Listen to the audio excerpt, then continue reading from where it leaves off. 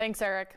Today is Lost Dog Awareness Day, and joining me now is Jerry Steinlen and Caitlin Osmond from the Humane Society of the Black Hills, here to talk about what you can do if you ever find yourself in a lost pet situation. Thank you so much for joining me. So let's start with just that. You know, what is some steps you can take if you lose your pet? I think there are a lot of options, especially in our community where we have such a wide range of animal lovers, but most importantly, search the area that you know your pet went missing. We have a lot of options at our shelter for reporting your missing pet, both online and in person.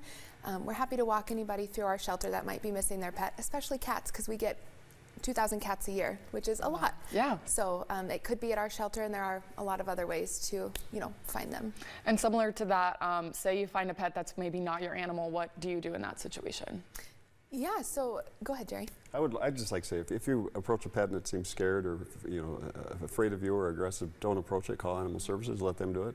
Get that right out front. We don't want anybody to get hurt trying to corral a pet that's out. But if you can get him in your car and bring him down to the Humane Society, we'll scan him for a chip. If it's microchipped, we can get him home pretty quick.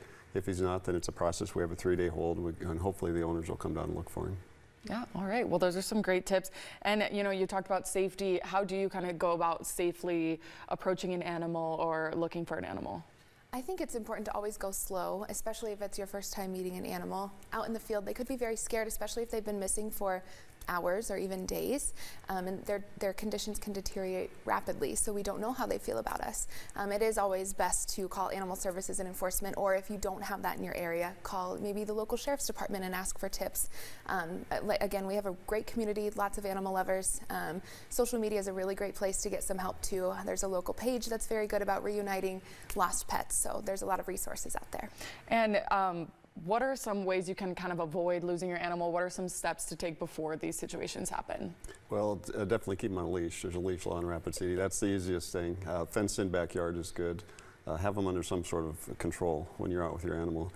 Big thing to get them back, though, is microchip. Get your animal, cats especially, cats and dogs, get them microchipped. And then when they come down, we know who the owners are. We can pick up the phone and call them. And what is the, one more time, what is the process for someone who is finding an animal, they lost their pet, and they reach out to you guys? What is your guys' protocol? We immediately have a very simple report to fill out, whether you're missing an animal or you found one. And then, we have steps that you can take from there. If you found the animal, we will scan it in-house and then contact the owner that way if we can. Or again, if you're missing your animal, we have lots more tips to offer you once you've stopped by and asked for help. Great. Well, we will have more information on all of this later on in the day. And of course, you guys have that information on your website as well. So thank you both so much for joining me this morning with these tips and information. It's always good to know. Thank you so much. We'll be right back.